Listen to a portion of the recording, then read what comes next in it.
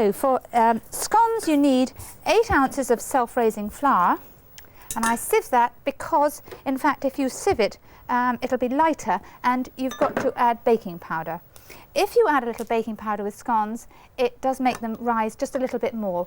So you add baking powder as well as self-raising flour. So 8 ounces of self-raising flour, a teaspoonful of baking powder, little salt, pinch of salt, with sweet ones and with savoury ones.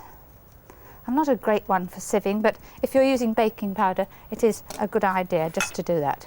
Then the fat, this can be either margarine or butter, about 2 ounces, and it wants to be softened. As you saw me wallop that in, it's rather soft and it's much easier to rub it in. Then rub it in, and with pastry, when I was taught to make pastry and scones, I was always told that you ought to have cool hands, but in fact I don't really find that that makes an awful lot of difference, because I find it's adding the ingredients in the right proportion and then making sure that you add the right amount of liquid. So rub it in. Now you can do this with a mixing machine if you prefer, and you can use, if you wish, brown flour. Particularly if it's savoury scones, you can use brown flour, but you will have to add more baking powder because brown flour, whole wheat flour, has no raising agent, so you'll need 3 teaspoonfuls of baking powder. There we are. Now that really does look like breadcrumbs, sort of white breadcrumbs, nice and light. Then to the other ingredients. Just wipe my hands at this stage. There we are. An egg and some sugar. As these are sweet scones, I'm adding about an ounce, that's a tablespoonful of sugar, and then to the liquid 1 egg. And this makes rather a cakey type of scone, which I think is rather nicer. 1 egg, and then beat that, blend it well together, just so that it will run through the fork. It doesn't yet.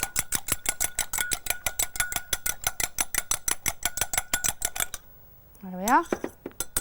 And then make it up to a 1/4 of a pint, that's 5 fluid ounces, slightly over rather than under. Now remember that this in fact has froth on the top, so that you've got to do it to below the froth. So I'm going to bend down and see it right to the, there we are. And I've done it slightly over because I'm going to glaze the top of the scones, and it's a good idea to leave some in the bottom of the jug. So put in the liquid, leaving a little in the bottom, and then mix it either with a fork or you can mix it with a knife. Now you can see that is rather soft. I think I've been just a little too generous with the liquid, and don't worry if you are, just sprinkle a little bit more flour in. It's much better to be too generous than not generous enough. There we are. And then take your hand and flour it well. Flour the board. I could use a dredger, but I haven't got one. And then flour the hand well, and then work the mixture round the outside, getting all the bits in. There we are. And then put it on the bowl, on the board. Then any little pieces that you've got left, rub off your fingers, and now you can see, let me just move these things backwards. You can see that this is a very soft dough. Can you see? And I think that's perhaps where Mary went wrong, was that it was just a little bit too dry. Just needed a little. At school, I think we're taught often to handle it too much, and also I had Annabelle here the other day and she loves handling things. This is an occasion when really it's not a good idea to handle it too much. A little more flour on the board, press it down, and then a rolling pin. So flour on the board, flour on your hands, and flour on the rolling pin, but not any more added to the mixture. Roll it out to about 1/2 inch.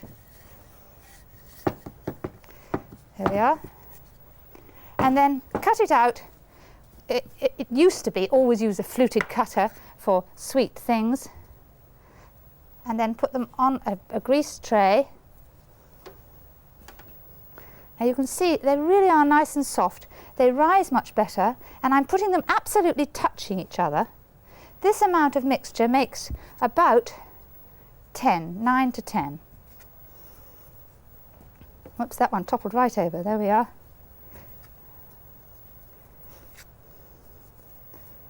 So how are we doing? That's 3, 6, 7, 8.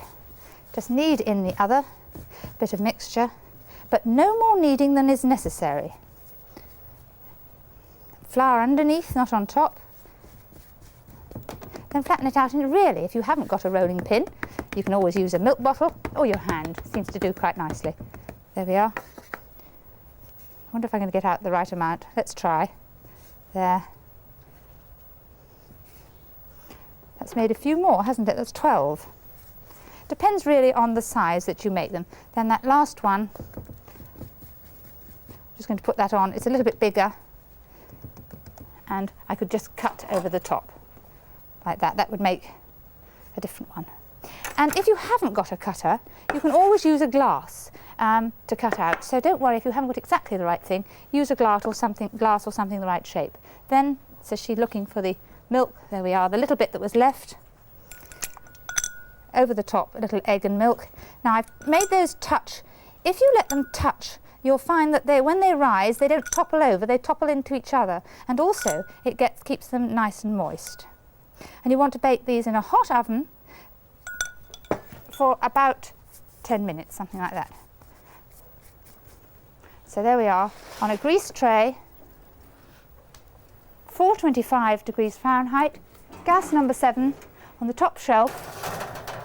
Leave them for about 10 minutes, maybe a little longer, maybe a little less. Keep an eye on them.